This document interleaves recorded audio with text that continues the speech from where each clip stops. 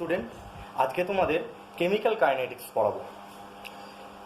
বিজ্ঞানের যে শাখায় রাসায়নিক বিক্রিয়ার গতিবেগ, তার কলাকৌশল এবং বিক্রিয়ার অন্যান্য প্রভাবকের ভূমিকা নিয়ে আলোচনা করা হয় তাকে বলা হচ্ছে কেমিক্যাল কাইনেটিক্স বা রাসায়নিক গতিবিদ্যা। আমরা যে কোনো রাসায়নিক বিক্রিয়া আলোচনার ক্ষেত্রে 5টা কোশ্চেনের সম্মুখীন হই। প্রথম কোশ্চেন কি? রাসায়নিক সমীকরণে উল্লিখিত শর্তে বিক্রিয়াটি কি আদৌ সম্ভব? রাসায়নিক সাম্য অবস্থায় আসার পূর্বে বিক্রিয়ক পদার্থের কত অংশ বিয়োজিত হয়েছে, বা একটা নির্দিষ্ট পরিমাণ বিকারক পদার্থ বিয়োজিত হতে ঠিক কতটা সময় লাগে?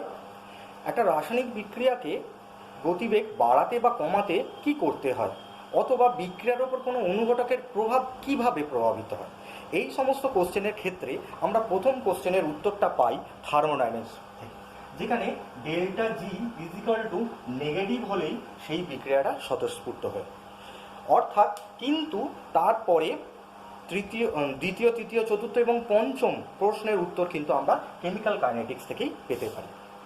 এখানে জানবে যে কোনো রাসায়নিক বিক্রিয়ার গতিবেগকে মূলত 3 প্রকারে ভাগ করা যায়। একটা হচ্ছে দ্রুত, অতি দ্রুত, একটা হলো অতি মন্থর এবং একটি মধ্যম গতি সম্পন্ন। অতি দ্রুত বিক্রিয়ার উদাহরণ হলো আয়নীয় বিক্রিয়া, যার একটা উদাহরণ আমরা এখানে লিখেছি, সিলভার নাইট্রেট প্লাস NaCl তৈরি হয় তৎক্ষণাৎ কি AgCl তৈরি হয়। অতি ধীর বিক্রিয়ার উদাহরণ কি?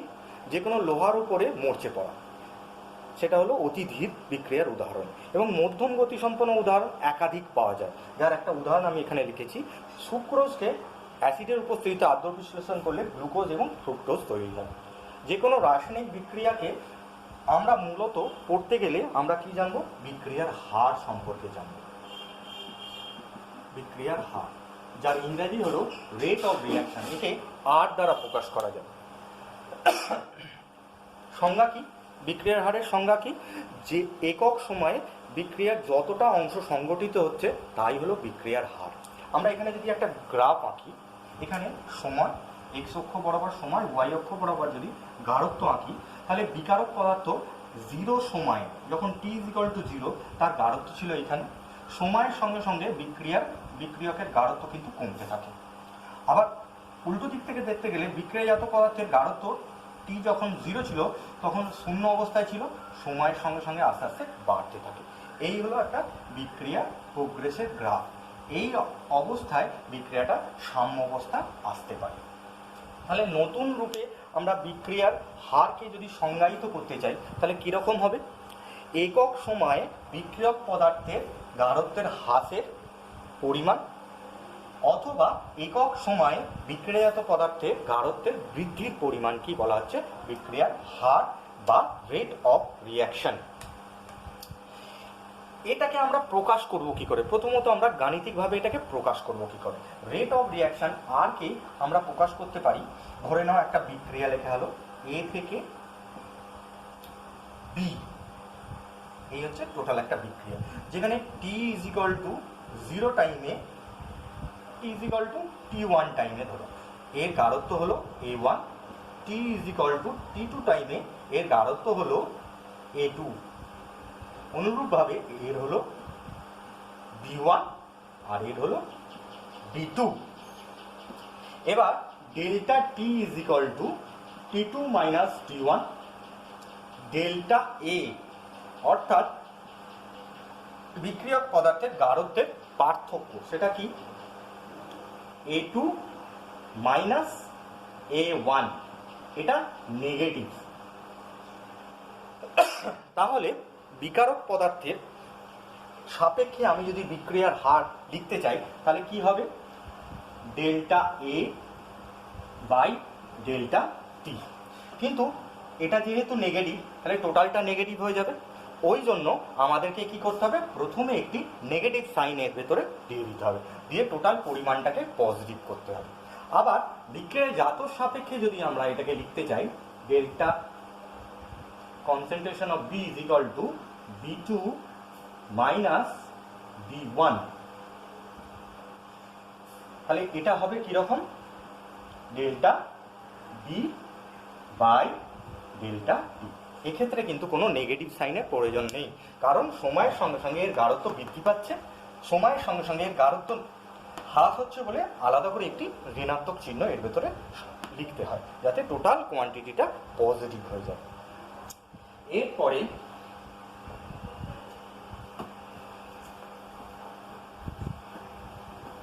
আমরা যাব বিক্রিয়ার হারে। বিক্রিয়ার হার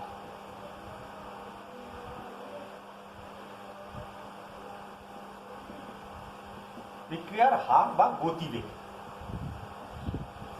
গতিবেগকে আমরা দুটো ভাগে ভাগ করতে পারি, একটা হচ্ছে অ্যাভারেজ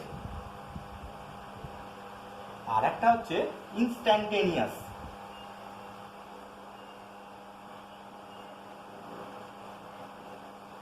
ইনস্ট্যান্টেনিয়াস মানে তাৎক্ষণিক বিক্রিয়ার হার, আর হচ্ছে গড় বিক্রিয়ার হার। একটা রেলগাড়ি চলছে 5 দিন ধরে চলছে বা 50 ঘন্টা ধরে চলছে, 500 কিলোমিটার গেছে, তাহলে তার গতিবেগ কত হবে? 500/50। সেক্ষেত্রে দাঁড়িয়ে যাবে 10 কিলোমিটার পার আওয়ার। কিন্তু ওই রেলগাড়িটা কি সবসময় 10 কিলোমিটার পার আওয়ারে চলছে? তা তো না, কোনো কোনো সময় সেটা 50 কিলোমিটার পার আওয়ারেও চলেছে, কোনো কোনো সময় 40 কিলোমিটার পার আওয়ারে চলেছে, এইরকম। তাহলে টোটাল রেলগাড়ির গতিবেগটা কিন্তু অ্যাভারেজ গতিবেগ দিয়ে কিন্তু প্রকাশ করা যাচ্ছে না। সেই জন্য আমাদেরকে কী করতে হবে? মুহূর্তে মুহূর্তে তার গতিবেগটাকে ক্যালকুলেট করতে হবে, যদি আমরা প্রকৃতভাবে তাকে পর্যবেক্ষণ করতে চাই। সেইরকমভাবে রাসায়নিক বিক্রিয়ার ক্ষেত্রে কিন্তু অ্যাভারেজ গতিবেগ নির্ণয় করা সম্ভব, কিন্তু তার দ্বারা কিন্তু সম্পূর্ণ অন্যান্য ক্ষেত্রে, ম্যাথমেটিক্সের ক্ষেত্রে আমরা কিন্তু সেটা কাজে লাগাতে পারি না। কিন্তু তাৎক্ষণিক গতিবেগ নির্ণয় করে সেটা দিয়ে কিন্তু আমরা ম্যাথমেটিক্সে লাগাতে পারি। এক্ষেত্রে অ্যাভারেজ গতিবেগ, অ্যাভারেজ হারকে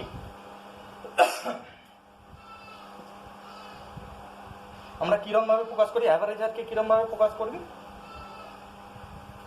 রেট, যদি একটা বিক্রিয়া লিখি A প্লাস বি থেকে C প্লাস ডি হচ্ছে, এই ধরনের বিক্রিয়া, তাদের ক্ষেত্রে rate is equal to minus delta A by delta t minus delta concentration of B by delta t. আবার প্রোডাক্টের দিক থেকে লিখতে গেলে delta concentration of C by delta t এবং delta concentration of D by delta t. কিন্তু যদি এই বিক্রিয়াটা এই রকম হতো, plus 2b is equal two 3c, তাহলে তাদের ক্ষেত্রে বিক্রিয়ার হার বা অ্যাভারেজটা আমরা কিরমভাবে লিখতাম? R is equal to minus delta A by delta t. যেহেতু এখানে কোনো সহগ নেই, এটা লেখা কোনো প্রবলেম নেই, কিন্তু এরপরে যে অণুর সংখ্যা যেটা সহগ রূপে রয়েছে, এটা কিন্তু পরেরটার ক্ষেত্রে অনন্যকে চলে যাবে।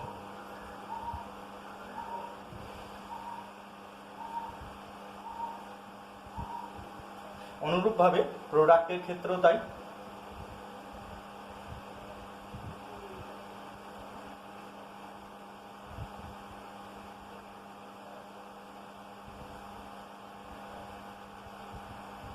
কেন যাচ্ছে?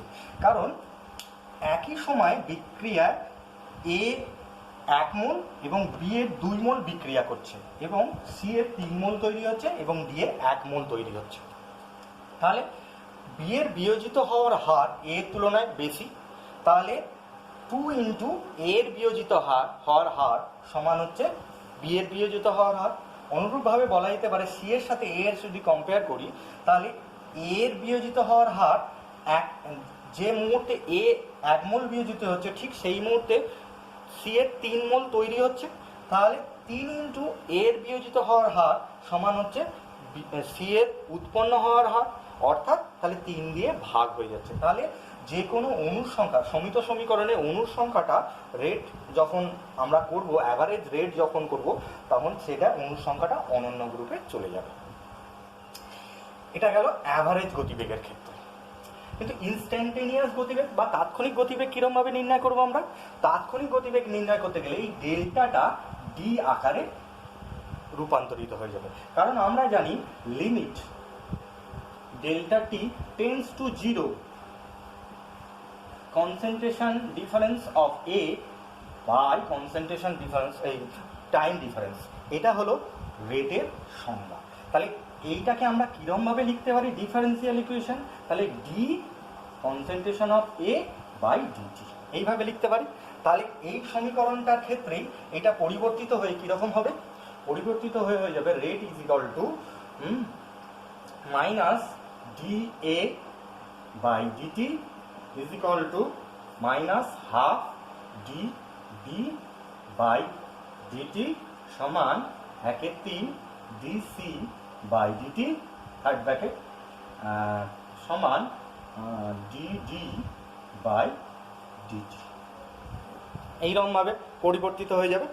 এইটাকে আমরা ইনস্ট্যান্টেনিয়াস এরকমভাবে লিখি, আর এর ক্ষেত্রে অ্যাভারেজ ইভি আকারে লিখি। তাহলে শুধুমাত্র পরিবর্তিত হচ্ছে ডেল্টাটা ডিতে পরিবর্তিত হয়ে যাচ্ছে। এটা হলো ডিফারেন্সিয়াল ইকুয়েশন।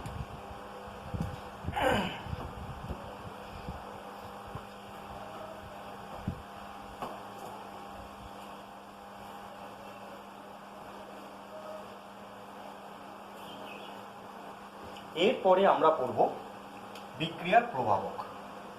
বিক্রিয়ার প্রভাবক, factors affecting rate of reaction. মূলত কি, 1 নম্বরে concentration of the reactant, concentration of the reactant.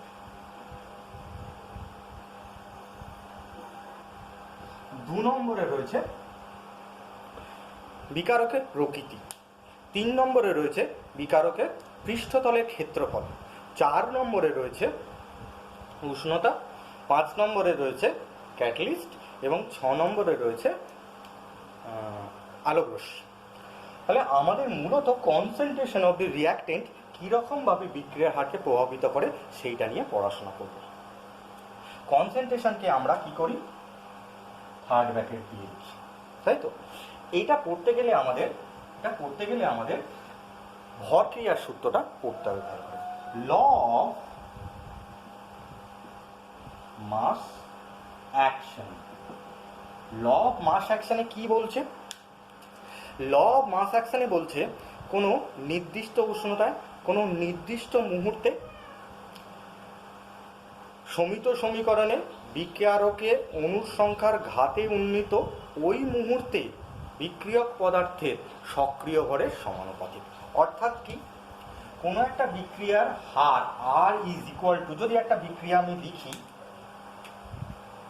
এ থেকে প্রোডাক্ট হচ্ছে, তাহলে আর ইজ ইকুয়াল টু, আর কার সঙ্গে, আর হচ্ছে রিয়াক্টেন্টের সক্রিয় ভর, তার এটা যদি 2 অণু কাজে লাগতো তাহলে তার অণুর সংখ্যাকে ঘাতে উন্নীত করে তার সঙ্গে সমানুপাতিক। আবার যদি এর সঙ্গে আরও কিছু বিকারক যোগ করতাম তাহলে কি হতো, সেটাও তাহলে লেখা যেত এরকমভাবে, থার্ড ব্র্যাকেট অফ বি। যৌগিক ভেদের নিয়ম অনুসারে এটাকে আমরা লিখতে পারি R proportional to A square A to the power 2 আর বি। এটাকে আমরা লিখতে পারি R is equal to K into A concentration of A to the power 2 B. এটাকে বলা হচ্ছে হার ধ্রুবক।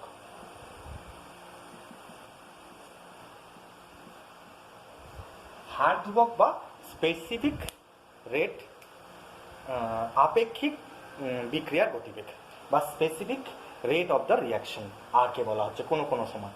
আর এটা জেনারেলি আমরা কি হার ধ্রুবক হিসাবে দেখি। এই হার ধ্রুবকের এবার আমরা একক জানব। এই হার ধ্রুবকের একক, কে এর একক কি, K is equal to R by যে কোনো কনসেন্ট্রেশন বিকারক পদার্থের। তাহলে আমরা জানি রেটের একক কি ছিল, মোল পার লিটার পার সেকেন্ড। নিচে তাহলে আসছে মোল পার লিটার। তাহলে তাদের ক্ষেত্রে যদি এটা যদি 1 থাকে, কিরকম ভাবে এটা প্রভাবিত হচ্ছে তার উপরে নির্ভর করছে। হ্যাঁ, অর্থাৎ যদি এটা 1 থাকে তাহলে হবে সেকেন্ড ইনভার্স, অর্থাৎ যদি ক্রম, এখানে পড়তে গেলে আমাদেরকে ক্রম সম্পর্কে জানতে হবে। তাহলে এইটা যাওয়ার আগে আমরা ক্রম সম্পর্কে আমরা জানি। ক্রম কি? ক্রম হলো যখন রেট ইকুয়েশন আমরা লিখব, সেই রেট ইকুয়েশনে ওপরের যে ঘাতগুলো রয়েছে তাদের সমষ্টিকে বলা হচ্ছে তার ক্রম। এখানে মনে রাখতে হবে আমরা যে রেট ল থেকে যে সমীকরণটা পাই সেই সমীকরণটাই যে সবসময় ঠিক হবে তা কিন্তু নয়। কারণ মূল জিনিস হচ্ছে পরীক্ষালব্ধ সমীকরণ, পরীক্ষালব্ধ ফলাফলের থেকে আমরা যে সমীকরণটা পাবো সেটাই হচ্ছে আসলে রেট ইকুয়েশন। যেমন আমরা দেখছি 2N2O5 এটা ভেঙে 4NO2 প্লাস O2 হয়। আমরা যদি আমাদের মাস ল থেকে এর সমীকরণটা রেট ইকুয়েশনটা তৈরি করি তাহলে R = K × N2O5 2 হবে। কিন্তু পরীক্ষালব্ধ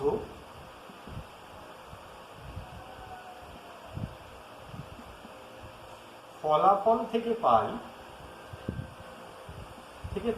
R = K N2O5, শুধুমাত্র এটা। তাহলে কিভাবে বোঝা যাচ্ছে যে এটার সাথে এটা সবসময় ঠিক না, কিন্তু এটা ঠিক। কারণ আমরা যেরকম রেট ল পাবো সেটা কিন্তু পূর্বে কোনো না কোনো বিজ্ঞানী সেটাকে কিন্তু পরীক্ষা করে ফেলেছে। সেই পরীক্ষা থেকেই কিন্তু আমরা এই কনসেপ্টে আসতে পারবো যে রেট লটা তাহলে এইরকম হবে। তাহলে আমরা যে রেট লয়ের নতুন সংশোধিত রূপ তাহলে কীরকমভাবে বলবো? রেট লয়ের সংশোধিত রূপ হচ্ছে কোনো বিক্রিয়ার হার এবং বিকারক পদার্থের গাঢ়ত্বের মধ্যে যে সম্পর্ক যে সমীকরণ থেকে পাচ্ছি তা যদি পরীক্ষালব্ধ ফলাফল থেকে পাওয়া যায় তাহলে তাকেই বলা হচ্ছে রেট ল। রেট ল তাহলে কি? পরীক্ষালব্ধ ফলাফলের ওপর কিন্তু নির্ভর করছে। তাহলে আমরা যা কিছু কিন্তু করব সেটা কিন্তু পরীক্ষালব্ধ ফলাফল থেকেই পাবো। এবং এর যে ওপরে পরীক্ষালব্ধ ফলাফল যে পাবো তার যে ঘাতগুলো, সেই ঘাতের সমষ্টিকেই আমরা বলবো ক্রম। ঘাতের সমষ্টিকেই আমরা কিন্তু বলবো ক্রম। এবার আমরা কতগুলো ক্রমের উদাহরণ জানব। তাহলে ক্রম কত প্রকারের হতে পারে? ক্রমকে যদি n আকারে বলি, n = 0 ক্রম হতে পারে, n = 1 হতে পারে, n = 2 হতে পারে, n = 3 হতে পারে। কিন্তু এর থেকে বৃহত্তর ক্রম সম্ভব নয়। কারণ কোয়ালিশন থিওরিতে আমরা দেখেছি 3টে মলিকুল একসঙ্গে এসে কার্যকরী সংঘর্ষ খুব রেয়ার কেসে করতে পারে, কিন্তু তার থেকে অধিক কিন্তু কোনোভাবেই করতে পারে না। তাহলে 3 ক্রমের অধিক কিন্তু কোনো বিক্রিয়া ওজনে সম্ভব নয়। 0 ক্রম কোনটা? যদি দুটো বিকারক বিক্রিয়া করছে কিন্তু কোনো একটির গাঢ়ত্ব খুব বেশি, না 0 ক্রমের ক্ষেত্রে না, 1 ক্রমের ক্ষেত্রে 1 ক্রমের ক্ষেত্রে 2 ধরনের হতে পারে। আর 0 ক্রমের ক্ষেত্রে হচ্ছে যখন কোনো মাল্টি স্টেপ বিক্রিয়া হয় তাদের ক্ষেত্রে কোনো একটি বিকারক পদার্থের গাঢ়ত্ব কিন্তু কোনো পরিবর্তনের ওপর বিক্রিয়ার হার যখন নির্ভর করছে না, প্রচুর বড় গাঢ়ত্ব যখন হচ্ছে তখন তাদের সঙ্গে কিন্তু রেট ইকুয়েশন তাদের সঙ্গে কিন্তু সম্পর্কে যাচ্ছে না, তখন হচ্ছে 0 ক্রম। 0 ক্রমের যদি একটা উদাহরণ দিই আমরা পাবো, তাহলে বুঝতে পারবো এনজাইমিক বিক্রিয়া।